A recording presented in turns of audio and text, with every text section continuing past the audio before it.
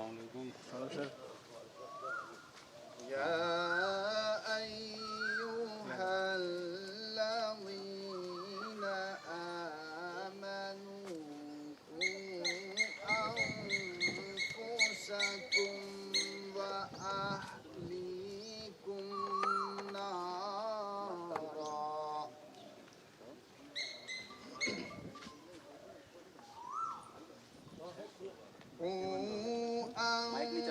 أنفسكم وأهليكم نارا وقودها الناس والحجارة عليها ملائكة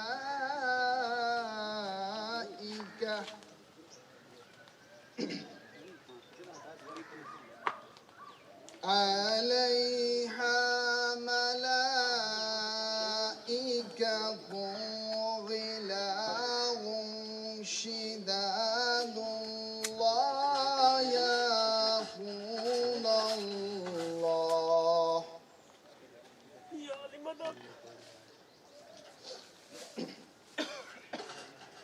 لا يعصون الله ما أمرهم ويفعلون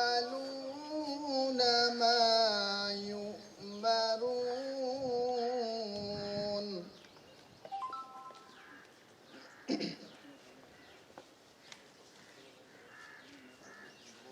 يا أيها الذين كفروا لا تعتذروا اليوم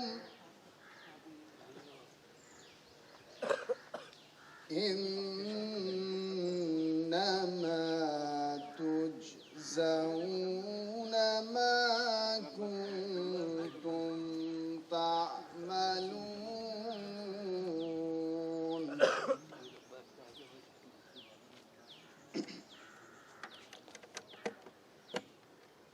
بسم الله الرحمن الرحيم.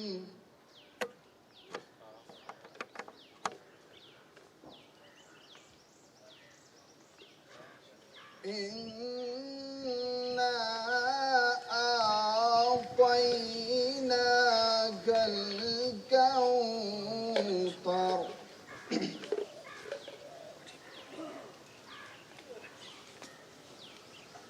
فصل لربك وانحر إن شأنك هو الأبتر. صدق الله العلي العظيم. اللهم صل وسلم وزد وبارك على رسول الله وآله الأطهار. على رسول الله وآله الأطهار.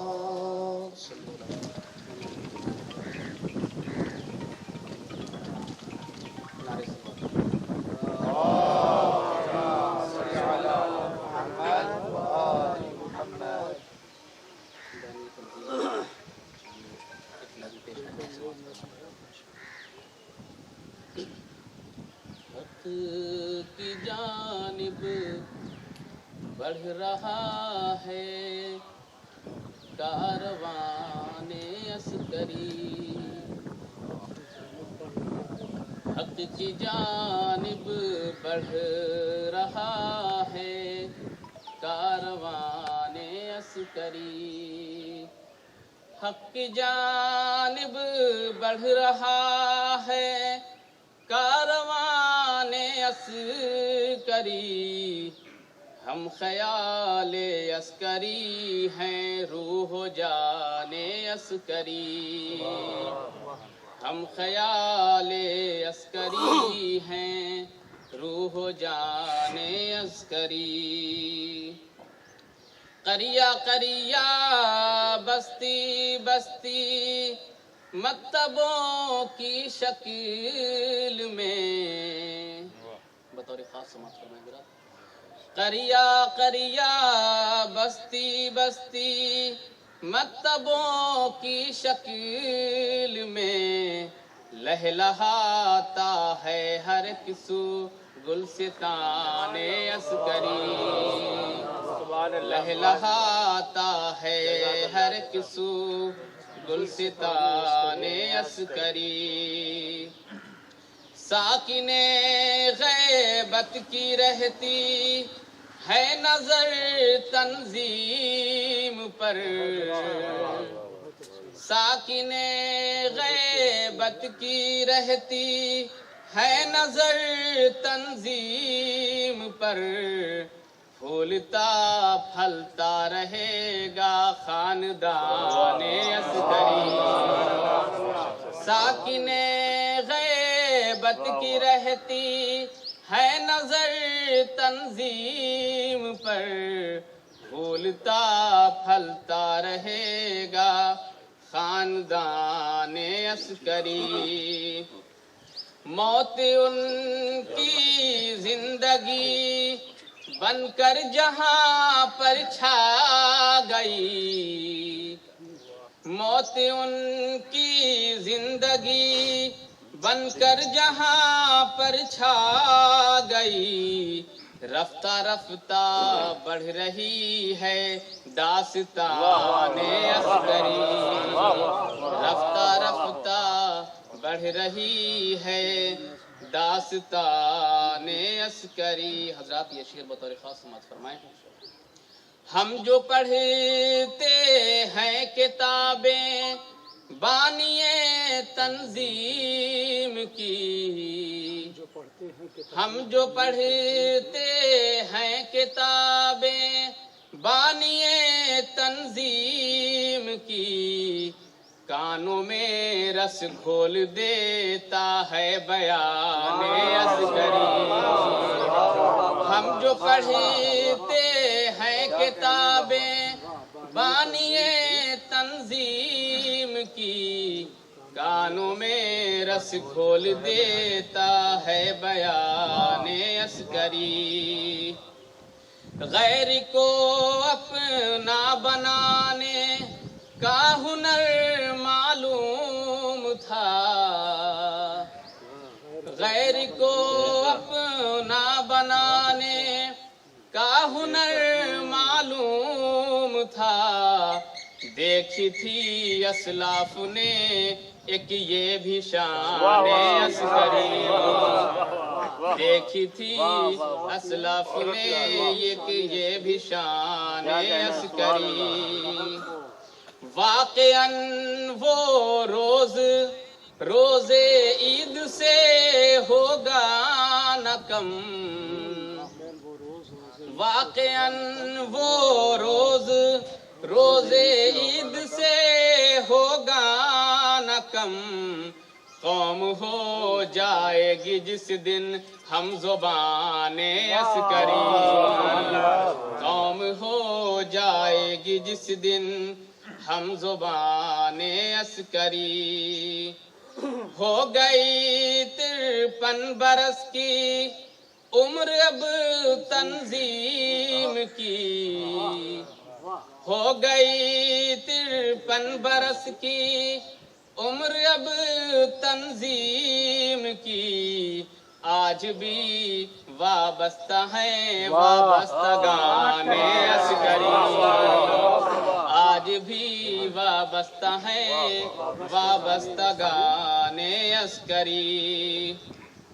روز و شب ملت کی بہبودی کا رہتا تھا خیال، ہو گئی تھی قوم پر یوں وقف جان عسکری، ہو گئی تھی قوم پر یوں وقف جان عسکری۔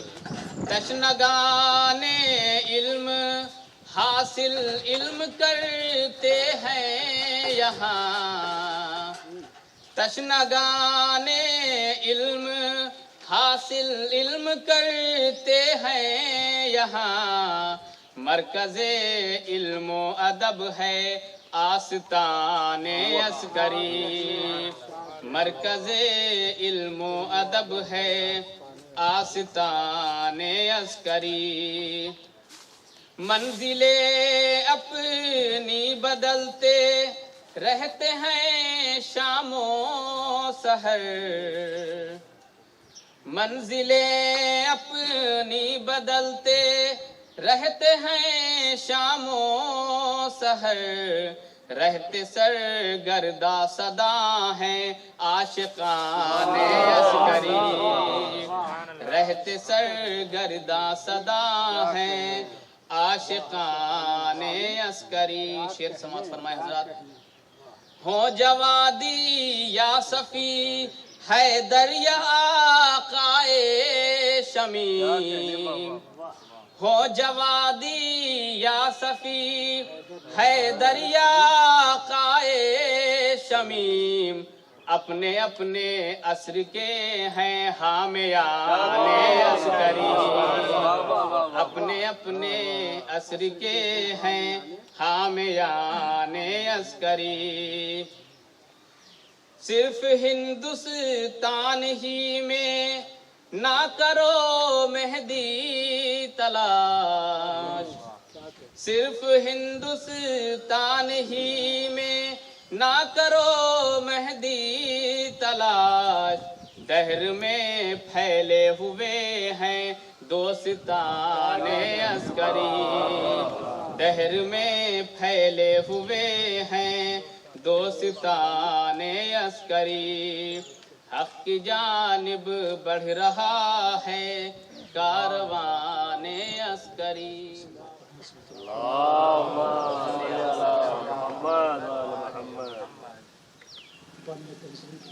مزار مقدس کو دیکھ کر خراج عقیدت کو قسموں کے ذریعے سے اگر دنیا میں علم دین کسی نادان تک پہنچا، تازہ ترین شعر ہے، اگر دنیا میں علم دین کسی نادان تک پہنچا، فقط تھا آدمی جو اب تلک انسان تک پہنچا، اگر دنیا میں علم دین کسی نادان تک پہنچا، فقط تھا آدمی جو اب تلک انسان تک پہنچا، اٹھا جو ابر رحمت لکھنؤ سے چھا گیا ہر سو، اٹھا جو ابر رحمت لکھنؤ سے چھا گیا ہر سو، مکاتب کی ہوئی بارش اثر ایران تک پہنچا، مکاتب کی ہوئی بارش اثر ایران تک پہنچا، ہے تنظیم المکاتب اصل میں تحریک دیداری، صرف مکاتب ہی نہیں بلکہ یہ تحریک دیداری ہے تنظیم المکاتب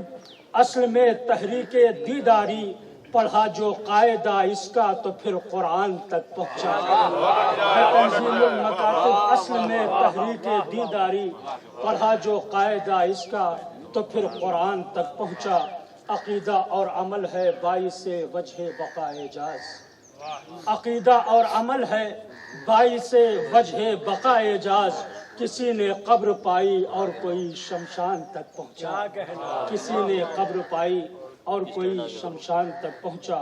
اور دو تین شعر اور آپ کی خدمت میں عرض کر دوں، ایک اور صلوات پڑھ دیں عظمت محمد و آل محمد پر۔ بحر پرانی ہے، اس بحر میں آپ نے اشعار سنے ہیں، لیکن کچھ نئے اشعار اس میں اضافہ کیے ہیں۔ اجالا علم کا پھیلا ہے تنظیم المکاتب سے،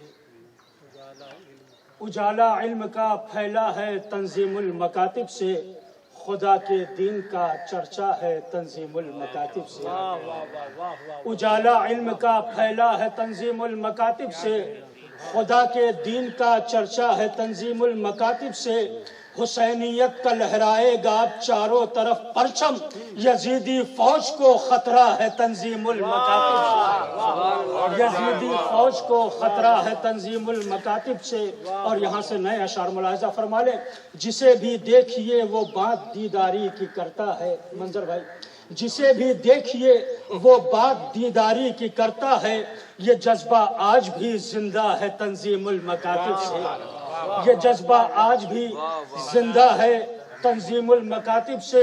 میرے دشمن بھی مجھ کو صاحب کردار کہتے ہیں، بلال صاحب، میرے دشمن بھی مجھ کو صاحب کردار کہتے ہیں، یہ میں نے مرتبہ پایا ہے تنظیم المکاتب سے۔ میرے دشمن بھی مجھ کو صاحب کردار کہتے ہیں، میرے دشمن بھی مجھ کو صاحب کردار کہتے ہیں، یہ میں نے مرتبہ پایا ہے تنظیم المکاتب سے۔ بقائے مقصد انسان حیات جاویدانی ہے، بقائے مقصد انسان حیات جاویدانی ہے، غلام عسکری زندہ ہے تنظیم المکاتب سے، غلام عسکری زندہ ہے۔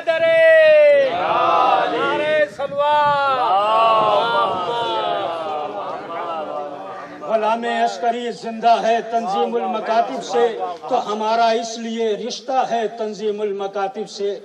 ظاہر تھوڑی دیر کے لیے آپ کو جوڑنا چاہتا ہوں، ہمارا اس لیے رشتہ ہے تنظیم المکاتب سے، پیام کربلا پھیلا ہے تنظیم المکاتب سے۔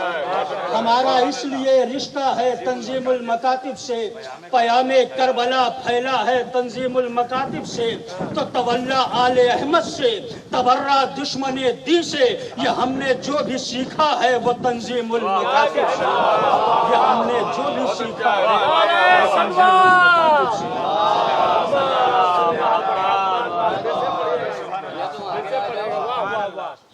تولا آل احمد سے تبرہ دشمن دی سے، یہ ہم نے جو بھی سیکھا ہے وہ تنظیم المکاتب سے۔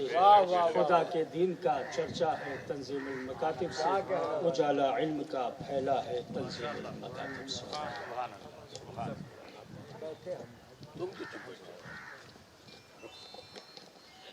گزارش گزار ہوں مجلس اعزا کو خطاب کرنے کے لیے حجت الاسلام والمسلمین سربراہ ادارہ تنظیم المکاتب علی جناب مولانا سید صفی حیدر صاحب قبلہ سیکریٹری تنظیم المکاتب لکھنؤ کی خدمت میں کہ وہ تشریف لائیں۔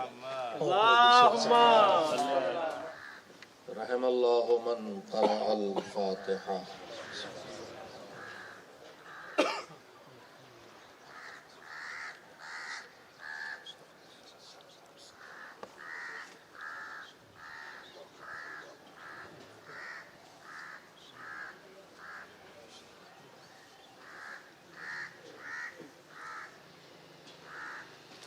أعوذ بالله من الشيطان اللعين الرجيم، بسم الله الرحمن الرحيم، الحمد لله رب العالمين، والعاقبة للمتقين، والجنة للمؤمنين، والنار للملحدين، والصلاة والسلام على سيد الأنبياء والمرسلين، سيدنا ونبينا وشفيعنا أبي القاسم محمد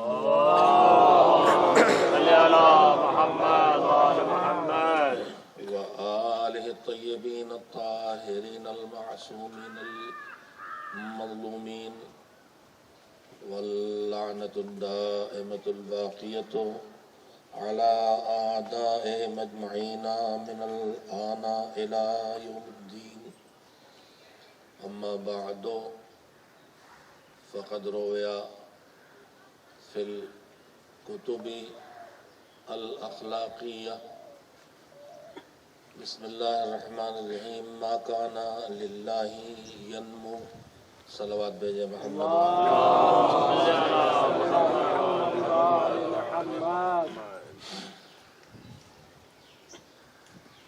سربراہ تحریک بیداری،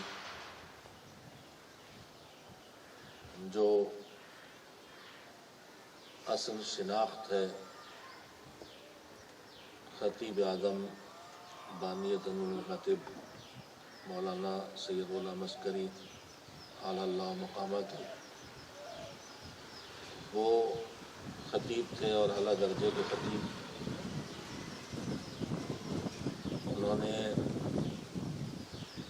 وہ ادارہ قائم کیا جس کے اندر وہ خطوط رکھے اور اس سوچ کو اس کے اندر سمویا اور سمو دیا کہ ادارہ جمود کا شکار نہ ہو اور حالات زمانہ کی تبدیلی کے ساتھ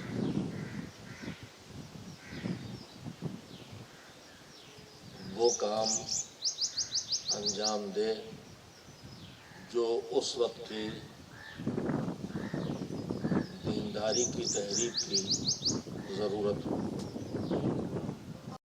اصل میں وہ تحریک دینداری کے موجب تھے اور سربراہ تھے۔ بانی تنظیم ہونا اس دینداری کے تحریک کا ایک رخ تھا اور خطیب اعظم ہونا ان کی زندگی کا وہ دنیاوی صلہ تھا جو اللہ اپنے بندوں کو ان کے خلوص عمل کی بنیاد پر عطا فرماتا ہے۔ مجلس ایصال ثواب رکھنے کا مقصد ظاہر ہے یہ ہوتا ہے کہ اس کا اجر و ثواب جو دنیا سے چلا گیا ہے اس تک پہنچایا جائے۔ تو پھر مجلس میں اگر وہ باتیں ہوں کہ جو مجلس ختم ہونے کے بعد بھی ذہنوں میں باقی رہیں اور لوگوں کے کام آئے تو مجلس ختم ہو جائے گی لیکن ثواب کا سلسلہ جاری رہے گا۔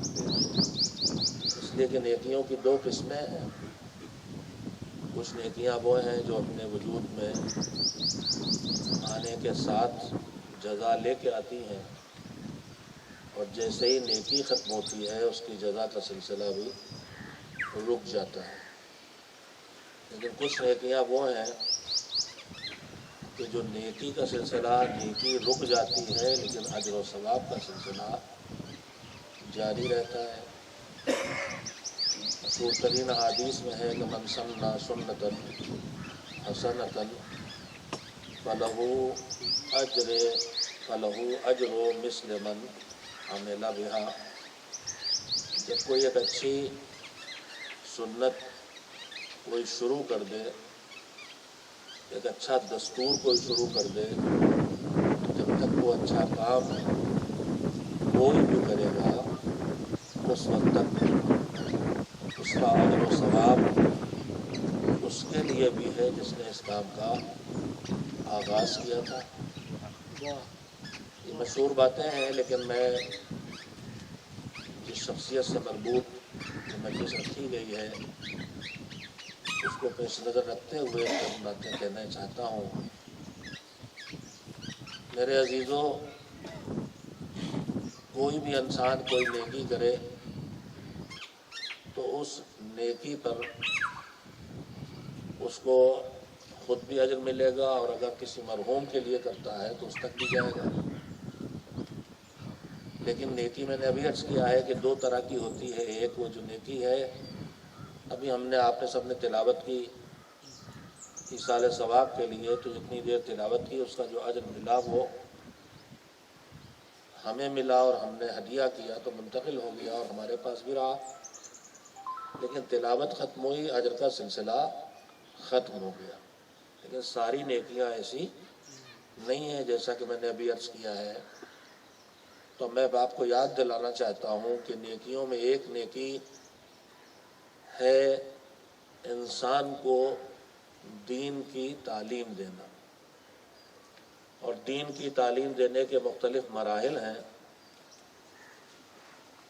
ابتدائی معلومات فراہم کرنے سے لے کے اس کے اندر دینی شعور، دینی سمجھ اور دینی بصیرت کا پیدا کرنا۔ آغاز ہوتا ہے دینی تعلیم کا ابتدائی معلومات الف ب سکھانے سے، لا الہ الا اللہ محمد الرسول اللہ کہلانے سے، اور دینی تعلیم کا اختتام ہوتا ہے کہ جس تک دین پہنچایا جا رہا ہے اس کے اندر دین کا تفقہ پیدا ہو جائے، دین کا شعور اس کے اندر پیدا ہو جائے، دین کی سمجھ اس کے اندر پیدا ہو جائے۔ اگر صرف آپ کسی کو ایک کلمہ سکھا دیں تو یہ آغاز دین، تعلیم دین ہے، اور کسی کے اندر بصیرت دین پیدا کر دیں تو یہ وہ عروج ہے دین پہنچانے کا اور دین کو سمجھانے کا، کہ جو شاید آخری منزل یہی ہے معصومین کی نگاہ میں ایک مسلمان کی، کہ اس کے اندر دین کی تفقہ پیدا ہو جائے، دین کا تفقہ پیدا ہو جائے۔ ہمارے چھٹے امام حضرت جعفر صادق کا مشہور جملہ ہے کہ اگر میرے ہاتھ میں اختیار ہوتا اور میں لوگوں کو سزا دے سکتا، اس میں لفظ کوڑے کا آیا ہے کہ میرے ہاتھ میں کوڑا ہوتا، کوڑے ہوتے، یعنی اختیار ہوتا اور میں سزا دے سکتا اور سختی کر سکتا، تو میں جوانوں کو کوڑے مارتا، اس لیے تاکہ وہ دین میں تفقہ پیدا کریں، دین کی سمجھ پیدا کریں، دین کا شعور پیدا کریں۔ تو ابتدا ہے دین کی، ابتدا ہے لا الہ الا اللہ کہنے سے، اور دین کو جاننے کی انتہا ہے انسان میں دین کی بصیرت اور دین کا شعور پیدا ہو جانا۔ اب ذرا آپ دیکھیں کہ اس ابتدا کا اجر کیا ہے اور اس انتہا کا اجر کیا ہے۔ دو روایتیں ہیں، میں آپ کی خدمت میں خالی یاد دلاؤں آپ کو۔ پہلی روایت یہ ہے کہ من ربا ولدا حتی قال لا الہ الا اللہ وجبت لہ الجنہ، جو ایک بچے کو پالے اس طرح کہ وہ بچہ بس زبان سے لا الہ الا اللہ کہنے لگے، وجبت لہ الجنہ، تو اس پر جنت واجب ہو جائے گی۔ تو مجھے ایک جملہ کہنے دے پھر آپ کہ ایک بچے کو پالوں بس لا الہ الا اللہ کہلا دوں اس سے تو مجھ پہ جنت واجب ہو جائے، تو وہ معلم ملت جس نے وہ نظام بنا دیا جس میں ہر روز ہزاروں بچے لا الہ الا اللہ کہنا سیکھ رہے ہیں، اس کی اجر و جزا کس منزل پر ہاں سرگن صاحب مجھے اچھا نہیں لگ رہا ہے، گلجن ہو رہی، آپ یہاں تشریف فرما، تشریف میں آپ حضرات بھی آ سکتے ہیں۔ نعرہ حیدری، نعرہ صلوات، آپ چپکے ہی بیٹھیے، صلوات بھیجیں۔ جنت ملے گی، اب جنت میں کیا ملے گا، کتنا ملے گا، کتنی مدت ملے گی، یہ سب نہیں ہے۔ اب دوسری روایت سنیے۔ روایت یہ کہتی ہے کہ ایک مرد و زن میاں بیوی اللہ کی بارگاہ میں جب حساب کے لیے حاضر ہوئے تو ان کے ہاتھ میں نامہ عمل ملا، ان کے کار خیر کی جزا جس میں لکھی ہوئی ہے، تو اس میں اس عمل خیر کی فہرست کو دیکھ کے وہ دونوں ایک جگہ رک جائیں گے اور حیرت زدہ ہوں گے کہ آخر یہ جو اجر اور ثواب ہے ہمارے اعمال کا، یہ ہمارے کس عمل کا ثواب ہے۔ ان کے تصور سے باہر ہوگا وہ اجر و ثواب کہ ہم نے کون سی ایسی نیکی کی جس پر ہمیں اتنا اجر و ثواب ملا ہے۔ تو روایت کہتی ہے کہ وہ پھر معصومین وہ اللہ کی بارگاہ میں سوال کریں کہ پروردگار یہ ثواب آخر جو اتنا زیادہ اتنا وافر مقدار میں ہمیں ملا ہے، یہ ثواب ہمارے کس عمل کا ہے۔ تو پھر وہاں پر روایت کے الفاظ یہ ہیں کہ ذالکما لتعلیمکما ولدکم القرآن، لیکن ابھی یہیں پہ نہیں رکی بات۔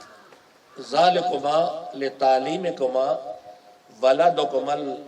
ولدکم القرآن وتبصیرکما ایاہ بدین الاسلام، کا یہ جو ہم نے تمہیں بے حساب اجر دیا ہے کہ تمہیں سمجھ نہیں آ رہا ہے کہ اجر ہمارے کس عمل کا ہے، تو سنو تمہارے کس عمل کا اجر ہے. تمہارے 2 کام تم نے کیے ہیں. ذالکما لولدکما، تمہارا اپنا بیٹا، تمہاری اپنی نسل سے پیدا ہونے والا فرزند، تم نے اس کے ساتھ یہ سلوک کیا کہ لتعلیمکما ولدکما، تم نے اپنے بیٹے کو، اپنے فرزند کو قرآن کی تعلیم دی. میں یہاں پہ ذرا سے وضاحت کروں گا. میرے بچے جو یہاں تشریف فرما جو فاضل ہیں وہ ان چیزوں سے واقف ہیں، لیکن جو چند میرے جوان بجنور میں تشریف فرما ان کی اگلی نسل ان کی گودوں میں وہ سن لے. ہمارے ہاں دینی تعلیم کے بارے میں غلط فہمی پیدا ہو گئی ہے کہ بس قرآن پڑھنا اوندا سیدھا جیسے سکھا لیا اور مطمئن ہو گئے کہ ہماری ڈیوٹی پوری ہو گئی. وہ کہا جاتا ہے قرآن ختم کر دیا، واقعی ختم ہی ہو جاتا ہے، پھر زندگی میں پلٹ کے نہیں آتا. تو یہ جو قرآن پڑھنا سکھا دیتے ہیں جیسا بھی، یہ کافی نہیں ہے.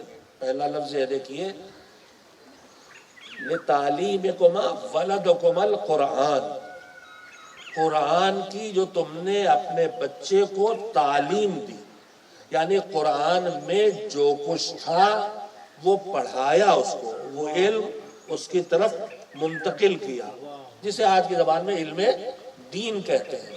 اچھا، اب علم دین دینے کے بعد کیا چیز بچی؟ میرے نفاذل میں توجہ فرمائے.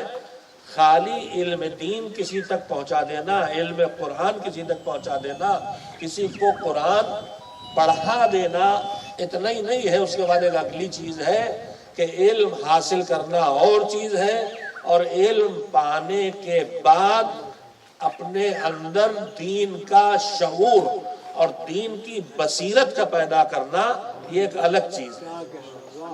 دین کا جاننا اور ہے، دین کا سمجھنا اور ہے، دین کا علم حاصل کرنا اور ہے، دین کی مزاج شناسی اور ہے، دین کا شعور اور چیز ہے. ہو سکتا ہے کہ آدمی دیندار بھی ہو، اس کے پاس دین کا علم بھی ہو، عملی طور پر وہ صحیح عمل بھی انجام دے رہا ہو، لیکن غلط جگہ پر غلط فیصلہ کرتا. دینی شعور انسان کو صحیح فیصلے کی طاقت دیتا ہے. اب میں پھر روایت کا ترجمہ کر دوں کہ تمہیں جو یہ اجر و ثواب بے حساب ملا ہے، یہ کیوں ملا ہے؟ ایک تو تم نے اپنے بیٹے کو تعلیم دی دین کی، اور دوسری وجہ کیا ہے؟ وَتَبْصِيرِكُمَا إِيَّاهُ بِدِينِ الْإِسْلَامِ. صرف علم نہیں دیا تم نے اسے دین اسلام کی بصیرت بھی دی، دین اسلام کا شعور بھی دیا. اس وقت ہمارے معاشرے میں پہلی کمی ہے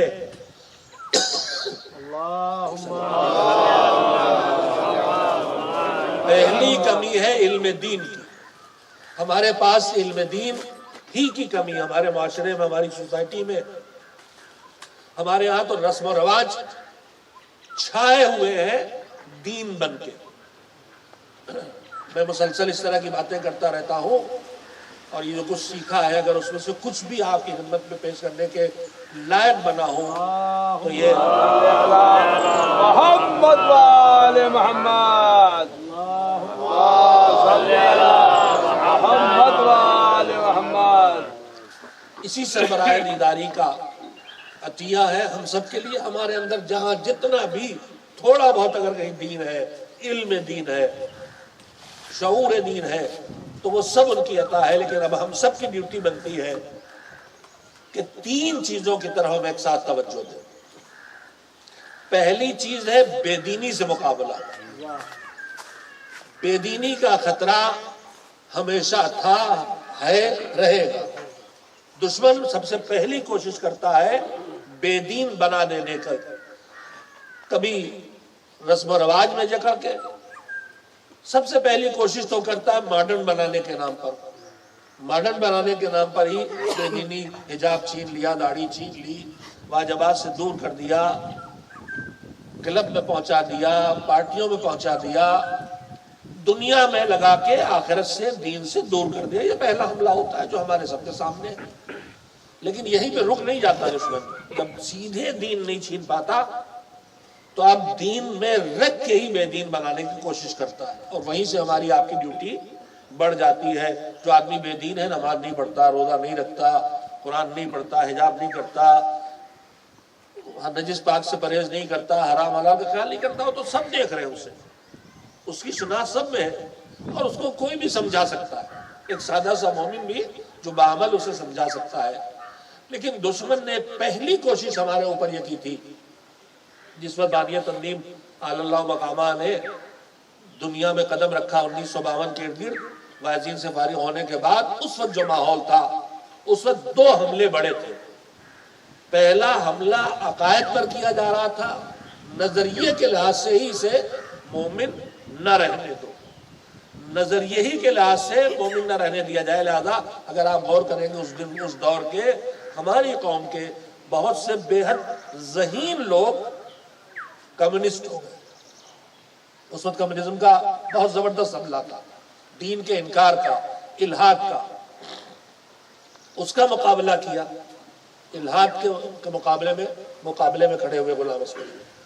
اس کے بعد دوسرا حملہ تھا کہ جو الحاد تک نہیں پہنچا سکے، جو انکار دین تک نہیں پہنچا سکے، مگر بے دین بنا دیا، نماز سے مطلب نہیں، مسجدیں ویران پڑی، خود جانتے نہیں، تقلید کا پتہ نہیں، نجس پاک سے کا معاملہ غائب ہے، داڑیاں چہرے پہ دکھائی نہیں دیتی، بے حجابی تیزی سے بڑھ رہی، اس وقت کا ماحول تھا، اس میں اس کھلی ہوئی بے دینی کا مقابلہ کیا۔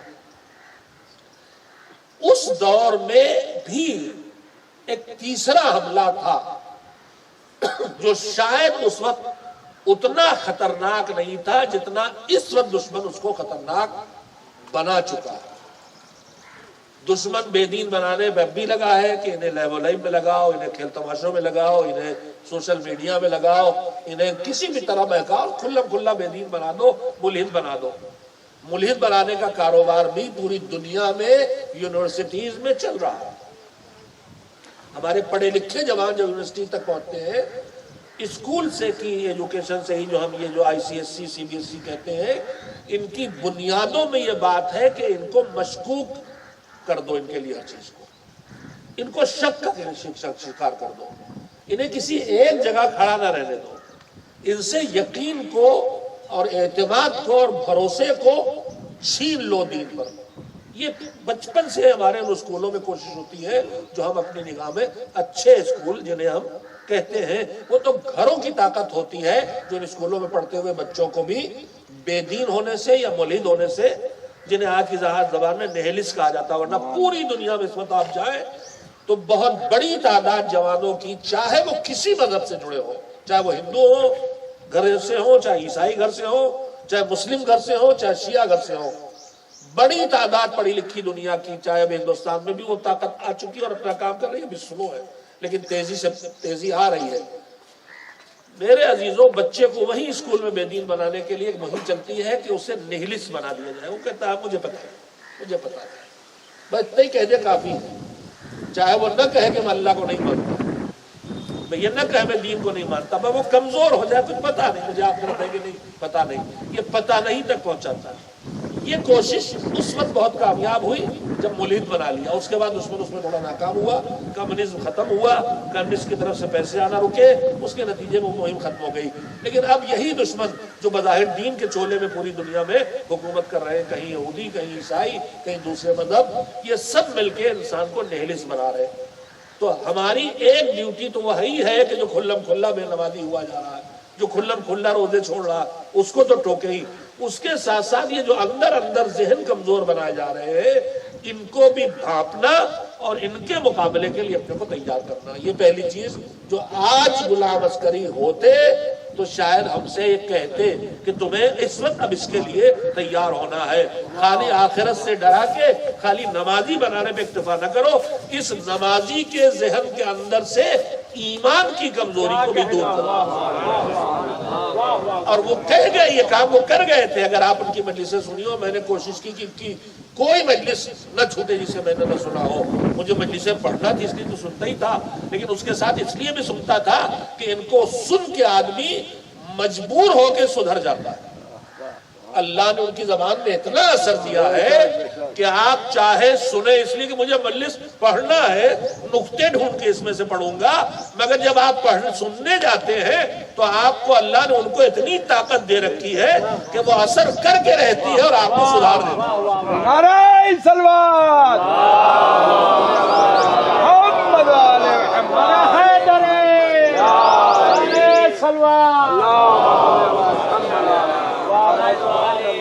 تو ملحد بنانے کی مہم سے زیادہ اس وقت دہلیز بنانے کی کچا ذہن، کمزور ذہن، دین کے بارے میں شک کا شکار ذہن تیار کیا جائے، اور بے دین تو بناتے ہی رہو، میں مسلسل بات کہہ رہا ہوں۔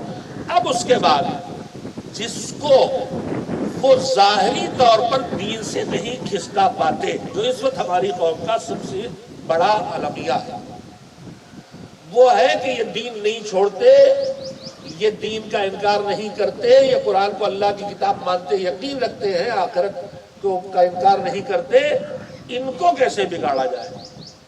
اس کے لیے انہوں نے ایک مہم تھی پہلے سے، مولانا عسکری اللہ وکما کا جملہ کہ جملے مجلس میں آپ نے سنے ہوں گے کہ زندگی کو مسلمان بناؤ۔ زندگی کو مسلمان بناؤ کیا مطلب؟ یعنی زندگی میں وہ کام نہ ہونے پائے جو اللہ کو ناپسند ہو، اور وہ کام نہ چھوٹنے پائے جو اللہ کو پسند ہو۔ وہ کہتے تھے لوگ اس کو مشکل سمجھتے ہیں زندگی کا مسلمان بنانا، وہ فرماتے تھے نہیں، زندگی کا مسلمان بنانا اتنا مشکل بات نہیں ہے جتنی مشکل بات دل کا مسلمان بنانا ہے اور دماغ کا مسلمان بنانا ہے۔ کیا مطلب؟ کہا جو مجلس سے مسئلہ لائے ہیں، اچھا کام آپ نے کیا ہے، تو آپ سیدھے عمل کی منزل میں نہیں آ گئے، آپ دو مرحلوں سے گزر کے یہاں تک پہنچے۔ کون سے مرحلے؟ سب سے پہلے مجلس کی خبر آپ تک آئی، آپ کو خبر ہوئی، آپ کے دماغ میں مجلس کا تصور آیا، مجلس کا خیال آیا، مجلس کا علم آپ کو حاصل ہوا، مجلس ہے۔ اب مجلسیں تو بہت ہو رہی ہیں ہر طرف، 10 جگہ مجلس ہوگا، اور بھی پروگرام، آپ کے گھر کی مصروفیت ہے، اور بھی دوسری مشغولیات ہیں۔ تو کسی چیز کی خبر ملی، کسی عمل خیر کی، تو دماغ میں اطلاع ہونا، دماغ تک بات کا پہنچنا ایک چیز ہے، اس کا تصور، اس کا خیال آنا۔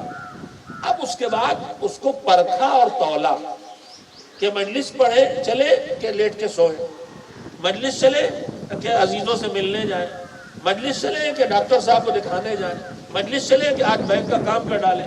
اب آپ نے طے کیا کہ نہیں، ہمیں مجلس جانا، اس کا فائدہ ہمارے لیے زیادہ ہے۔ تو یہ جو فیصلہ، یہ دل کا فیصلہ ہے، دل میں شوق پیدا ہوگا۔ تو کسی منزل پر عمل کے آدمی تب آتا ہے جب اس سے پہلے 2 مرحلوں سے گزر جاتا ہے، ایک دماغ کے مرحلے سے کہ اس میں خیال پیدا ہو، اور ایک دل کے مرحلے سے کہ اس میں شوق پیدا ہو، تب منزل عمل میں آتا ہے۔ خطیب اعظم طابسہ فرماتے تھے کہ دنیا زندگی کو مسلمان بنانے کو مشکل سمجھتی ہے، لیکن زندگی مسلمان بنانے سے زیادہ مشکل کام ہے دل کا مسلمان بنانا، دماغ کا مسلمان بنانا۔ دماغ کا مسلمان بنانا یعنی دماغ اتنا مطمئن ہو جائے کہ اس میں اللہ کے احکام کے خلاف کوئی خیال پیدا ہی نہ ہونے پائے۔ دل کا مطمئن ہونا یعنی دل اتنا مطمئن ہو، مسلمان ہونا یعنی دل ایمان کے جذبوں سے سرشار ہو کے اتنا مطمئن ہو جائے کہ دل میں اللہ کی مرضی کے خلاف کسی چیز کا شوق پیدا نہیں پائے۔ عمل کی منزل میں آدمی 2 مرحلوں سے گزر کے آتا ہے، منزل شوق سے اور منزل خیال سے۔ زندگی کو مسلمان بنانا اتنا مشکل کام نہیں ہے جتنا دل کا مسلمان بنانا اور جتنا دماغ کا مسلمان بنانا۔ تو میرے عزیزوں، وہ اس طرف بھی ہمیں متوجہ کر گئے۔ اس وقت یہ آفت، اتنی آفت نہیں آئی تھی جتنی آفت اس وقت ہمارے دیندار طبقے پہ آئی ہے۔ اب ہمارے سامنے 2 مصیبتیں ہیں، ایک ہم سے دینداری کا چھین لیا جانا اور ہمیں بے دین بنا دیا جانا، چاہے ہماری بے دینی صرف عملی شکل میں ہو، چاہے ہماری بے دینی فکری منزلوں تک بھی پہنچ جائے۔ دشمن چوکتا نہیں ہے، دشمن نے اب اس کے بعد اگلے حملے جمہوریہ اسلامی کے وجود کے بعد، انقلاب اسلامی کی کامیابی کے بعد جب طبقہ وجود میں آ گیا، پورا جو دین سے منسلک ہے، جو دین کو نہیں چھوڑ رہا ہے، اور جو دین کی طرف یہ صدی ہماری آئی واپسی کی، تو دشمن نے کوشش کی کہ تم دین میں ہو بھی اور دین میں نہ رہو۔ دین میں رہ کے بھی دین میں نہ رہو. اس کے لیے اس نے بے شعور دینداری کا کام شروع کیا. میں لفظ اتنی آسانی سے چھوڑ نہیں دوں گا آپ کے سامنے. میں اپنے بچوں کے سامنے کہتا رہا ہوں اس وقت دو خطرے ہیں ہمارے پاس. ایک ہے بے دینی کا خطرہ اور ایک ہے بے شعور دینداری کا خطرہ. اور بے دینی کے خطرے سے بڑا بے شعور دینداری کا خطرہ ہے. اس لیے کہ بے دینی کا خطرہ اور بے شعور دینداری کے بیچ میں وہی فرق ہے جو کفر و نفاق کے درمیان فرق. کفر کھلا ہوا دشمن ہے, آسانی سے پہچان لیں گے, لیکن نفاق کو پہچاننا مشکل ہے. بے شعور دینداری پر اس وقت دشمن پورا کام کر رہا ہے اور اس کے لیے دو راستے اپنا رہا ہے. جتنے زیادہ ممکن ہو ماضی کے رسم و رواج کو دوبارہ واپس لا کے آپ پہ تھوپا جائے اور نئے رسم و رواج ایجاد کیے جائیں.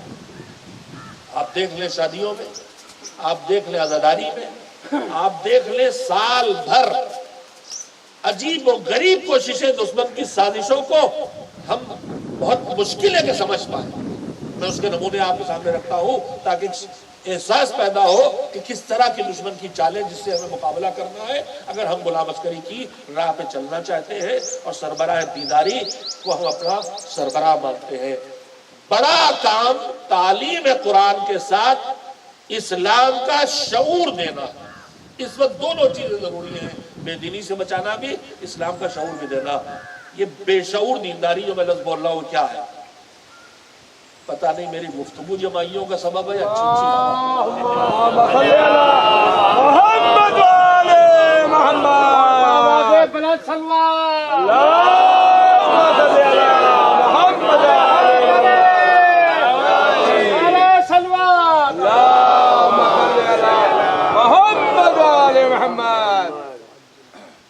سیریا میں جو تباہی آئی ہے اس تباہی سے پہلے کی تاریخ میں آپ نظر ڈالیں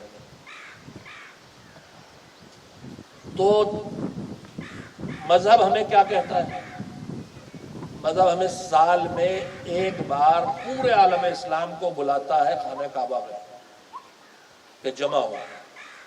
اس کے بہت سے فوائد ہیں.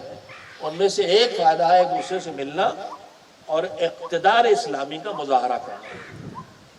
یہ ہے مسلمان, دیکھو اقتدار اسلامی کا مظاہرہ. اس کے بعد اگر آپ غور فرمائیں تو مذہب ہم سے ایک اور اجتماع کی دعوت ہم کو دیتا ہے.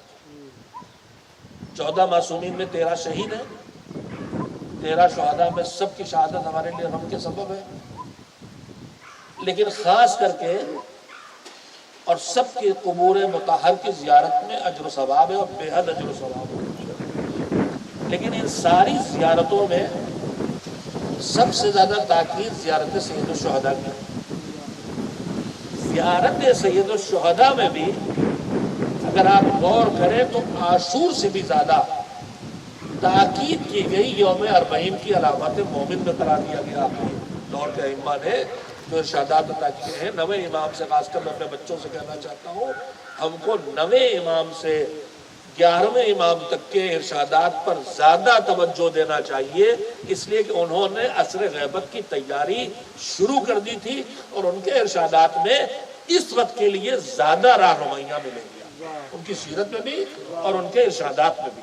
باقی پورا دین ائمہ سے ہمیں ملا ہے, لیکن دین کے وہ چیزیں جو عصر غیبت نہیں ہمیشہ کے لیے ضرورت ہے وہ سارے ائمہ کی زندگی میں آپ کو دیکھنے کو ملیں گی. مگر نویں امام سے 11ویں امام تک بالعموم عصر غیبت کی تیاری کے سے جڑی ہوئی باتیں اور سیرت کے ٹکڑے آپ کو ملیں گے. تو 11ویں امام کے ارشاد جو علامات مومن میں قرار دیا اس میں ایک یوم اربعین کی زیارت ہے. یعنی دین ہم سے کیا کہہ رہا ہے؟ دین ہم سے کہہ رہا ہے کہ 40 کے دن حسین کی زیارت کے لیے آؤ. یہی کہہ رہا ہے ہر شیعہ سے, ہر شیعہ کو جو آ سکے, جیسے حج میں بلا رہا ہر مسلمان کو جو آ سکے, اسی طرح سے 40 کی زیارت میں سید الشہداء کی قبر میں بلا رہا ہے اہل بیت والوں کو, محمد آل محمد کے تمام چاہنے والوں کو بلا رہا ہے یوم اربعین قبر حسینی پر. اس کے بھی وہی فوائد جو حج کے. لیکن اس میں خصوصیت سے کیا مظاہرہ؟ خصوصیت سے یہ ظاہر بھیا میوٹ کر لو بھیا، کون چلا رہا میرا چل رہا اللهم صل على محمد وعلى محمد. میوٹ کر دیا تھا، صلوات بھیجیے. اللهم صل على محمد وعلى محمد. وقت بہت نہیں ہے، میں زیادہ وقت ہو گیا ہے، جنازہ اللهم صل على محمد وعلى محمد. موقع ملا ہے قبر کے پہلوں میں بیٹھ کے بات کرنے کا، تو انہی کے فیض سے انشاءاللہ کی باتیں عرض کرنا چاہتا ہوں آپ کی خدمت میں. تو 40 کے دن شیعوں کو کہاں بلایا گیا؟ قبر حسینی پر. سیریا کی تباہی، عراق کی تباہی، لیبیا کی تباہی جو داعش کے ہاتھوں انجام پائی اور طالب کی مختلف ناموں سے انجام پائی، جس کے پیچھے سامراج تھا، اس سیریا کی تباہی سے پہلے جب سیریا کا دروازہ کھلا تھا اور تباہی وہیں سے لائی گئی، تو آپ پتہ نہیں متوجہ ہیں کہ نہیں، یوم 40 بجائے قبر حسینی پر بلانے کے پورے عالم تشیع میں مہم چلی کہ کہاں لے چلو؟ سیدہ زینب کو پرسہ دینے شام چلے. کبھی آپ نے غور کیا؟ فری ہزاروں لوگوں کو فری لے جایا جا رہا تھا زیارتوں. ہماری اس بستی سے ماشاءاللہ گئے، اللہ کرے کہ اس سازش کا شکار نہ ہوئے ہو. وہ جو لے جائے جاتے تھے، میں نہیں جانتا یہاں والوں سے، نہیں مجھے پتا، کبھی انٹرویو نہیں لیا، لیکن جو فری لے جاتے تھے کہتے ہیں مرجع تکلیف سے نہیں ملتا، بہشت زہرا نہیں جانا. یہ سب ہوا ہے، وہ بھی سازشیں تھی. لیکن میں جو عرض کرنا چاہتا ہوں، مہم چلتی تھی. میں اس زمانے میں ایام میں جو کہ یورپ میں ہوتا تھا، پورے یورپ امریکہ میں اور اسی طرح سے ایشیا مہم چلتی تھی. 40 کہاں؟ شام میں بی بی زینب کو بھیا کا پرسہ دینا. میں آپ سے پوچھنا چاہتا ہوں، جب بی بی زینب کے اماموں نے کہا 40 یوم حسین، یوم زیارت حسین، قبر حسین پہ چلو، اور خود زینب جب رہائی پائی ہے تو پہلے قبر حسین پہ آئی ہے، تو پھر جب پورے عالم تشیع کو مذہب قبر حسین پہ بلا رہا ہے، تو بی بی زینب شام میں ہے یا بی بی زینب قبر حسین پہ آئی؟ مگر یہ سازش تھی عزیزوں، کا ہے کہ سازش تھی؟ یہ سازش اس کی تھی کہ عالم تشیع کے اقتدار کا مظاہرہ 40 کے دن حسین کی قبر پہ ہوگا، لہذا انہیں ٹکڑوں میں بانٹو. سارے شیعہ قبر حسین پہ نہ آنے پائیں، جتنے ممکن ہو انہیں شام کھینچ لے جاؤ. یہ ہے بے شعور دینداری کا ایک نمونہ جس کے ذریعے دشمن ہمارے خلاف چالے چلتا ہے. اللہ کرے کہ جو بات میں نے آپ سے کہنا چاہیے وہ آپ محسوس کر سکے ہو. تو اس وقت خالی ہر دینداری کے کام پر جو آواز اٹھائی جائے، آپ دوڑ نہ پڑے، پہلے اس کے پیچھے دیکھیں مقصد کیا ہے، دیکھیں کہ کس لیے وہ یہ کام کرا رہے ہیں، کس لیے کام کیے جا رہے ہیں. میں ایک بات اور آپ سے کہہ دیتا ہوں، ڈرنے وڑنے کا زمانہ ختم ہو گیا. وہاں بھی پہلے ہی بنائے جا چکے، خائن پہلے ہی بنائے جا چکے. اب کچھ بچا نہیں جو الزام نیا ڈھونڈ پائے، لہذا پرانے الزام دہرائے تو اس سے ڈرتا نہیں. آپ ایک نئی صلوات بھیج دیں. اللهم صل على محمد وعلى محمد. جب موت سے کافی دور تھا تب نہ بگاڑ پائے، اب تو موت کے کنارے کھڑا ہوں. انشاءاللہ کسی دن پروردگار عالم اپنے رحمت میں شامل حال کرے گا، اور انشاءاللہ مغفرت کے ساتھ اس دنیا کے آپ کے دعاؤں کے سارے اٹھیں گے. ایک صلوات اور میں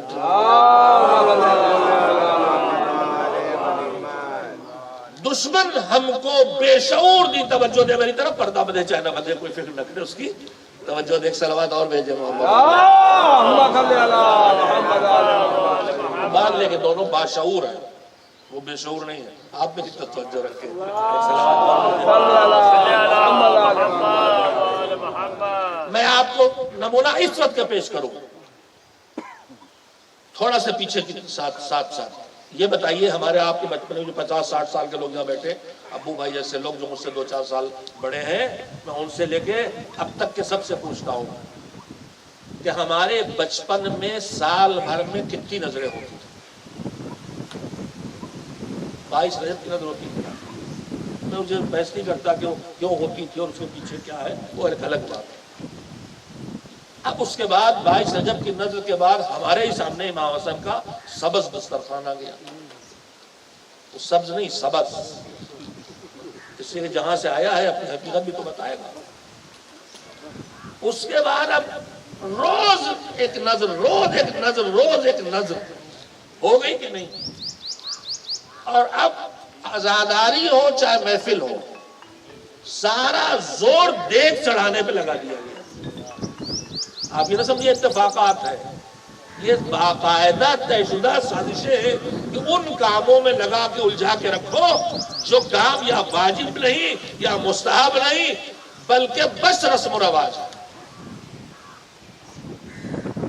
ہمارے آپ کے بچپن میں جو محفلیں، جو جنتریاں چھپتی تھیں، جو ڈائریاں چھپتی تھیں، جو تحفۃ العوام چھپی تھی، جو کیلنڈر یتیم خانے چھپتا تھا، اس کے بعد تنظیم نے چھاپا اور جو کیلنڈر چھپے، کہیں آپ کو جناب علی اکبر کی ولادت تاریخ، جناب سکینہ کی ولادت تاریخ،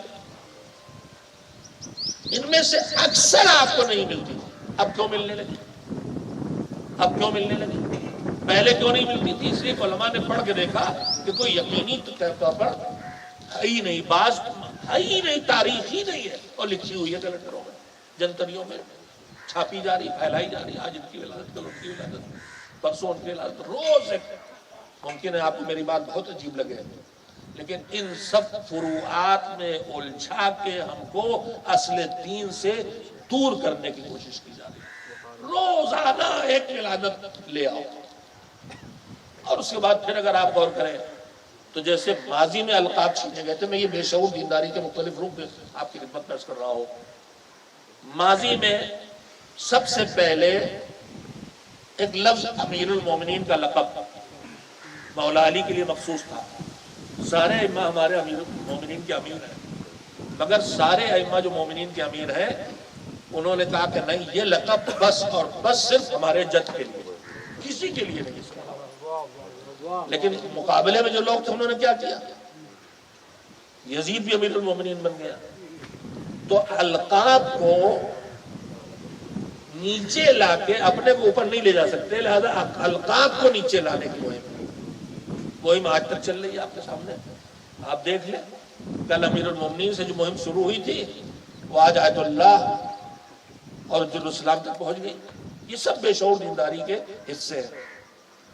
انہی میں ایک چیز اور میں آپ کی خدمت پیش کرنا چاہتا ہوں۔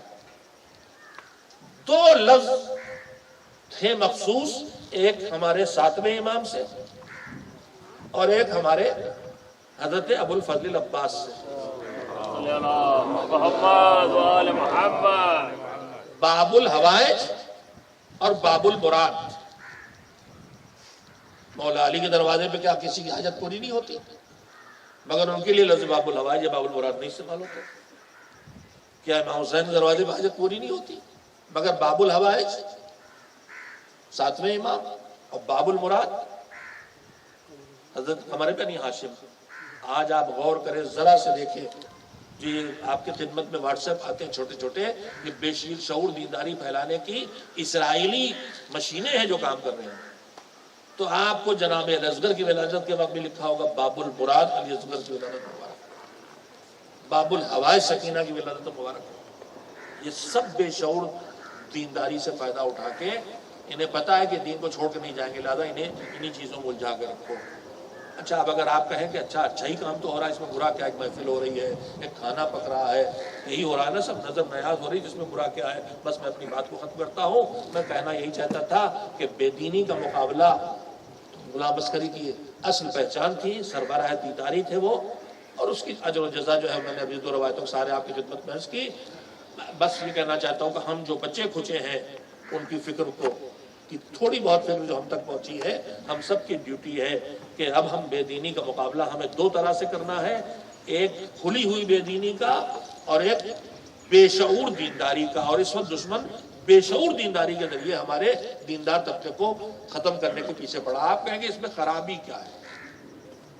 اگر ہم پریشان ہیں، 3 دن 4 دن ہماری تنظیم المکاتب کے جو سوال جواب کا ہم نے وہ بنا رکھا گروپ بھی، تقریباً 16-17 مارچ سے وہ قیامت کھڑی ہو گئی کہ وہ تحویل کا وقت کیا ہے اور نظر کب دی جائے گی۔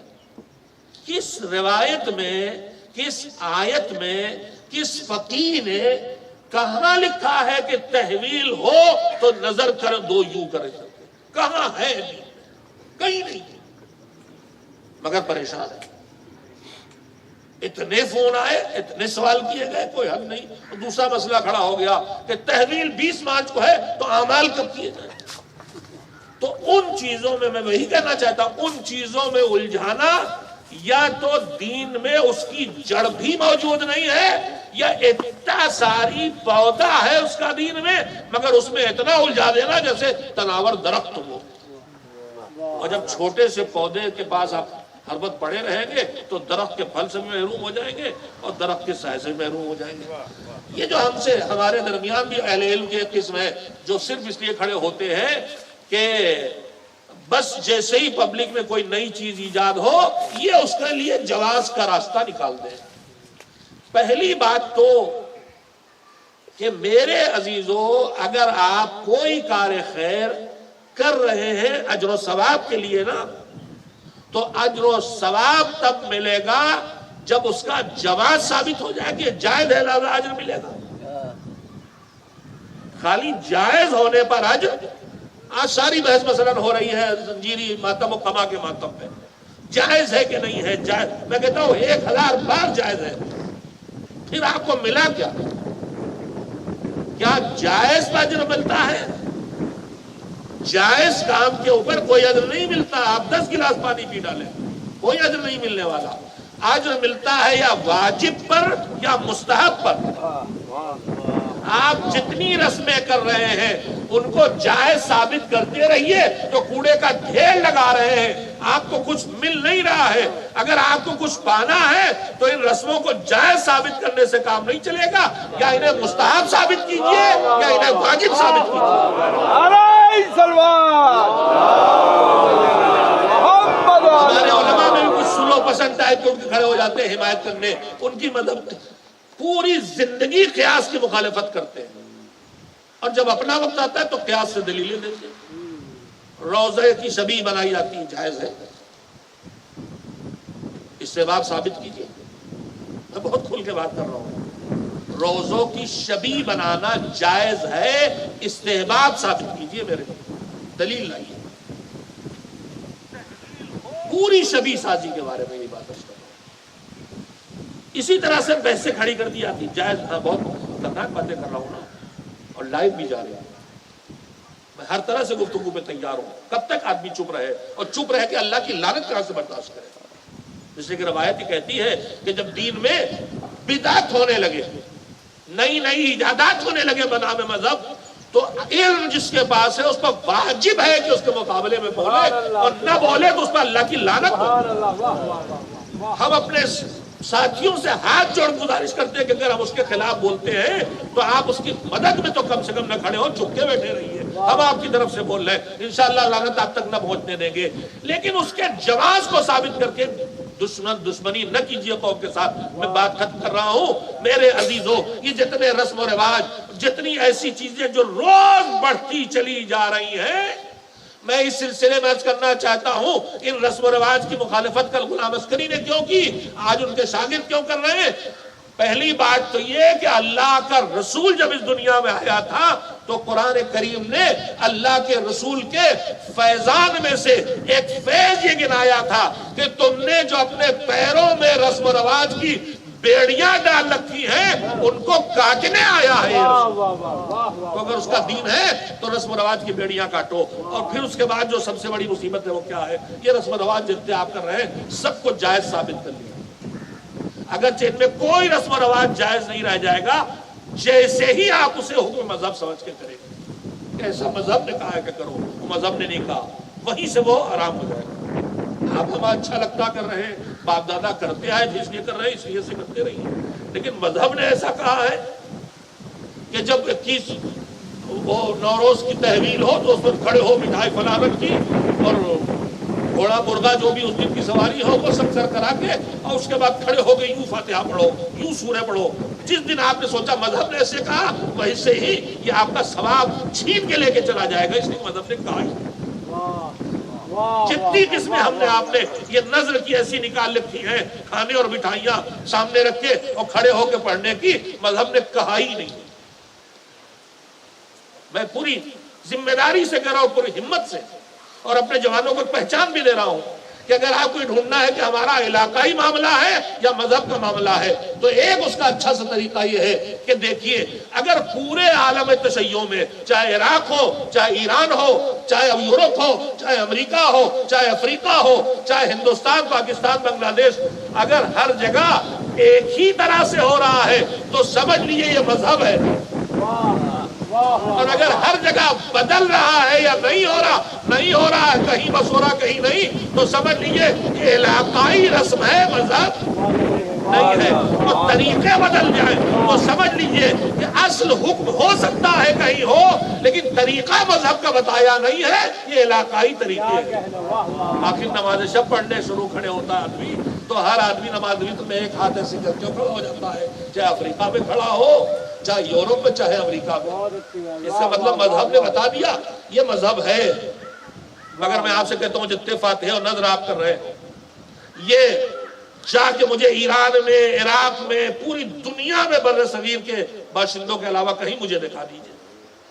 میں پھر کہنا چاہتا ہوں یہ سب کام زیادہ زیادہ جائز ثابت ہوں گے، ان کا استحباب ثابت کیجیے، تب آپ کو اجر و ثواب ملے گا۔ دشمن اسی میں آپ کو لگائے ہوئے ہے کہ ان کاموں میں الجھا لے، اور جو اصل واجبات ہیں، جو اصل مستحبات ہیں، ان سے محروم کر۔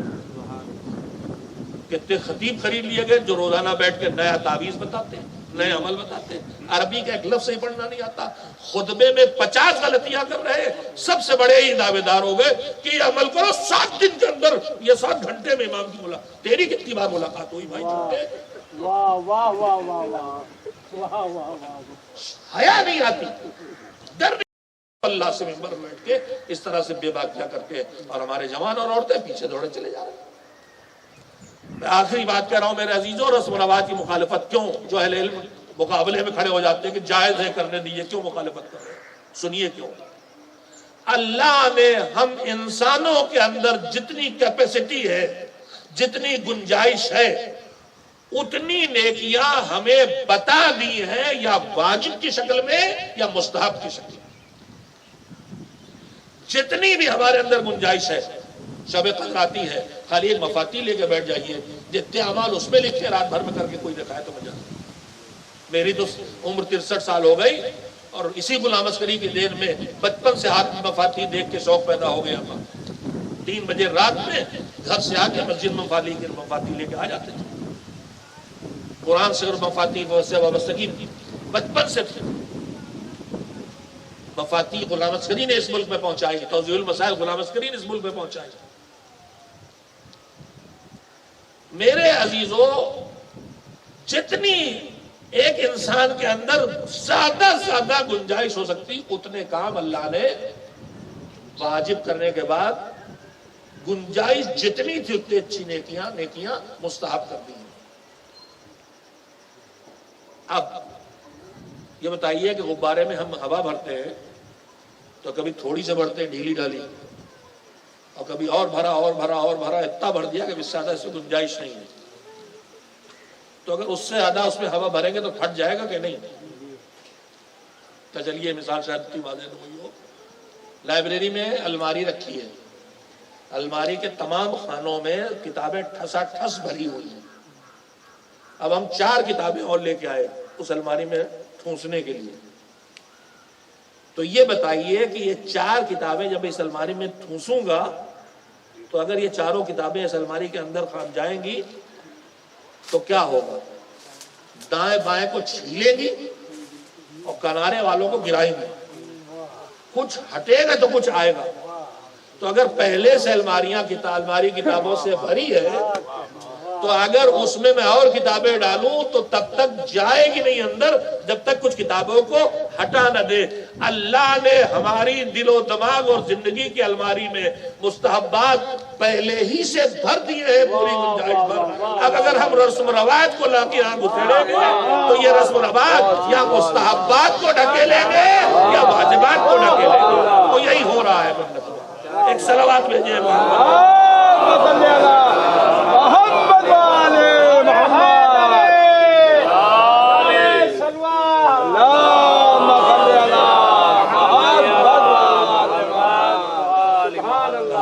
مجھے کچھ نہیں کہنا ہے، میں نے آپ کی خدمت میں جہاں سے بات شروع کی تھی اس جملے کو صرف دوہرا دوں، ما کانا للہ ینمو، جو اللہ کے لیے ہوتا ہے وہ بڑھتا رہتا ہے۔ میں اسے حدیث سمجھتا تھا، لیکن ابھی میں نے کوشش کی ہے کہ ہر مرتبہ جب پڑھوں تو پھر سے ایک مرتبہ جہاں سے پڑھ رہا ہوں وہاں سے دیکھ لوں تاکہ غلطی نہ ہو۔ میں نے بہت ڈھونڈا، میں اپنے افاضل سے کہہ رہا ہوں جو مجھ سے بہت ماشاءاللہ سے اسمارٹ بھی ہیں اور بہت زیادہ ذی علم بھی ہیں، مجھے کہیں نہیں دکھائی دیا کہ ارشاد معصوم ہے۔ میں اب تک یہی سمجھتا تھا کہ ارشاد معصوم ہے، مقولہ ہے کہ ارشاد معصوم ہے، مجھے اب یقین نہیں مجھے، لیکن اگر ارشاد معصوم تو ہے ہی، ورنہ مقولہ ہے تو سچ ہے کہ ما کانا للہ ینمو، جو چیز اللہ کے لیے ہوگی وہ بڑھے گی، وہ بڑھے گی۔ انسان کو ایک فکر ہوتی، بس آخری بات، انسان کو ایک فکر ہوتی کہ ہم جو کچھ کر رہے ہیں اللہ کی بارگاہ میں قبول بھی ہو، تو کیسے قبول ہو، پتہ کیسے چلے کیسے قبول ہو؟ معصومین سے بھی پوچھا، ہمارے اعمال خیر قبول ہو، ہمارا روزہ قبول ہوا، ہماری نماز قبول ہوئی، ہماری زیارت قبول ہوئی، کیسے پتہ چلے؟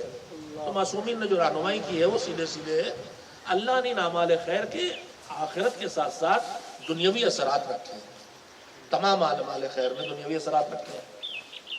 مشہور ترین ہے آیت کہ ان الصلاۃ تنہا عن الفحشاء والمنکر، نماز کھلی بدکاریوں سے اور ہر طرح کی برائی سے بچاتی ہے۔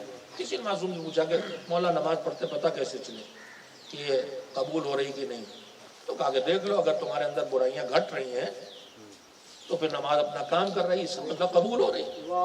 اگر نماز بھی جاری اور برائیاں بھی بڑھ رہی تو اس کا مطلب قبول نہیں ہو رہی ہے۔ مثلا ماہ مبارک رمضان آنے والا ہے، آئے صوم کیا کہہ رہی ہے؟ بسم اللہ الرحمن الرحیم، یا ایھا الذین آمنوا کتب علیکم الصیام کما کتب علی الذین من قبلکم لعلکم تتقون، روزہ رکھو گے تو تقوی آئے گا۔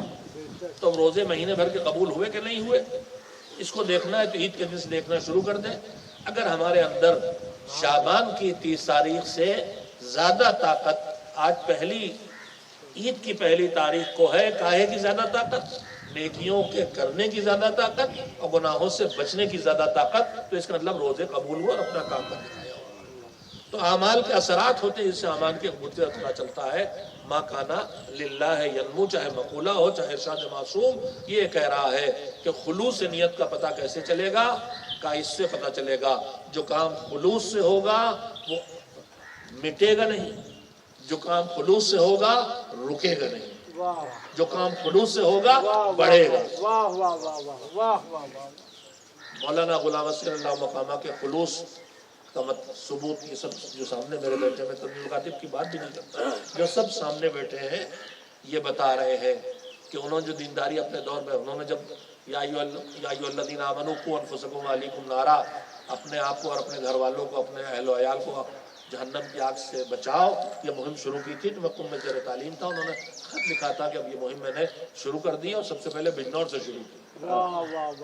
اہلیکم تھا نا تو بجنور سے شروع کیا، اور انہوں نے نام لکھے کہ ان سے خمس نکلوایا، ان کی داڑھی رکھوائی۔ اس وقت کے جو بزرگ تھے ہمارے انوار ماموں مرحوم اور محمود ماموں مرحوم، یہ سب بزرگوں کے نام تھے کہ ان لوگوں سے کیا کیا کام ہم نے کروایا ہے۔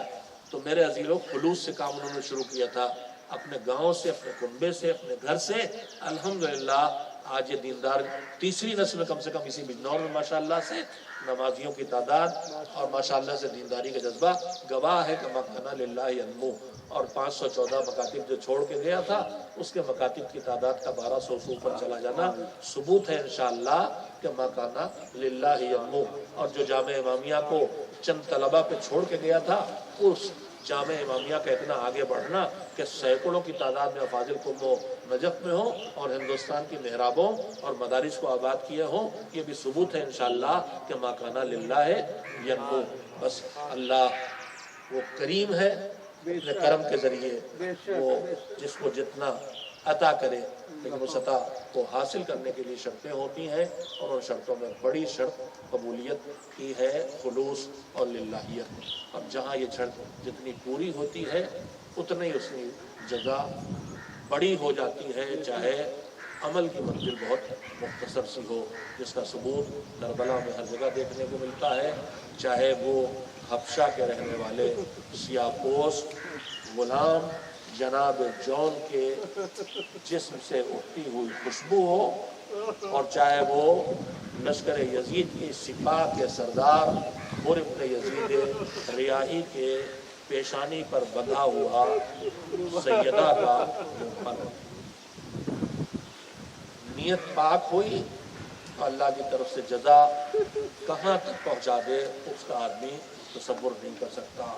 करबला के मैदान में 2 मुहर्रम को हुसैन के काफिले को जिसने रोका था वो, जिसने दरिया के फरात के किनारे क़याम हुसैनी बर्पा नहीं होने दिए थे वो हुर थे। मगर यही एहसास था जो हुर को खींच के ले आया, एहसास जुर्म था जो खींच के ले आया। सुबह आशूर हुर के चेहरे पे बदलते हुए रंग को देख के हुर का साथी पूछ रहा है कि मैं तो तुम्हें सबसे बहादुर इंसान मानता था कूफे वालों में, तुम्हारे चेहरे का बदलता हुआ रंग तो कह रहा है कि तुम इस छोटे से लश्कर से डर गए हो। कि मैं, मेरी बेचैनी, मेरा इस्तराब, मेरे चेहरे का बदलता हुआ रंग मौत के खौफ से नहीं है, फिर किस चीज़ का है। उनकी फ़िक्र तारीख में नकल हुए हैं कि मैं अपने आप को जन्नत और जहन्नम के दरमियान खड़ा हुआ पा रहा हूँ। मगर इस एहसास को पैदा करने के लिए हाथ पकड़ा अपने दोस्त का, कहा मेरे साथ चल, थोड़ा फासले पे लेके बुलंदी पे आया, का कान लगा के सुन क्या आवाज़ें आ रही हैं। से हुसैन के बच्चों की अलतश आए प्यास की आवाज़ें आ रही हैं। बस उसके बाद वापस आए, छोटा सा कुत्ता था, साथ लिया, बेटे को साथ लिया, गुलाम को साथ लिया। मगर शर्मिंदा इतने हैं कि कहा मुझे उस तरह से मारना है हुसैन, चलो जैसे किसी को कैद करके गिरफ्तार करके ले जाया जाता है। हाथों को गर्दन के पीछे बनवाया, तब मेरी आंखों पे पट्टियां बांध दो ताकि बिल्कुल कैदी की तरह मार गया हुसैन पहुंचो, मगर मुझे बताते रहो कि वो क्या रहा है। तेजी से घोड़े को दौड़ाते हुए आगे बढ़े। बेटा बता रहा है बाबा हुसैन के अंसार खैमों से निकल रहे हैं, लगता है उन्हें हमारी आमद की खबर हो गई। इस्तकबाल के लिए हबीब मुस्लिम सवार है। कहा बाबा सरदार लश्कर हुसैन अबुल फजल अब्बास भी करने से बाबा हुसैन फर्जंद ज़हरा खुद बाहर आ रहे हैं। हुसैन ने बढ़ के हुर का इस्तकबाल किया, गले से लगाया, उसने जुमले कहे का आका बीवियों के बच्चों के लश की आवाज़ आ रही है, इन बच्चों के दिलों में दहशत मैंने बिठाई है, इन बेचैनी का सबब मैं बना हूँ। इतने बड़े जुर्म के बाद भी क्या मेरी माफी ना है? हुसैन ने कहा कि मैंने माफ किया, मेरे खुदा ने माफी मिल गई। तो उससे इस्तकबाल भी हुसैन ने कर लिया। तारीख में इतने लिखा है। मगर खतीब आज़म जो मसाइल इस तरह पढ़ते थे कि आदमी मजबूर होकर रोए और रिवायत शादी नहीं करते थे। उन्होंने कहा कि हमने ये देखा कि 2 मुहर्रम को हुसैन का काफिला जब करबला पहुंचा है तो उसके बाद लश्कर यजीद आना शुरू हुआ। जब कोई रिसाला आता था घोड़ों की टापों की आवाज़ आती थी और ज़ैनब कहती थी फिज़ा से जाके देख कौन आया है, तो आगे बताती थी लश्कर यजीद आया है, यजीद की सिपा आई है, यजीद की फौज आई है। इसी मायूसी के आलम में जब मुहर्रम के दिन गुजरते रहे, 5 मुहर्रम 6 मुहर्रम आती चली गई और उसके बाद एक मरतबा फिर क़याम हुसैनी में गलगले की आवाज़ उठी तो फातिमा की बेटी ने एक मरतबा फिज़ा से फिर कहा मेरे भैया के साथियों में कुछ जोश की हवाएं आ रही है, देखो कोई आया है क्या। अब जो फिज़ा गई तो देखा हुसैन के बचपन का दोस्त हबीब आई, आके कहा आपके भैया के बचपन के साथी हबीब आ गए हैं।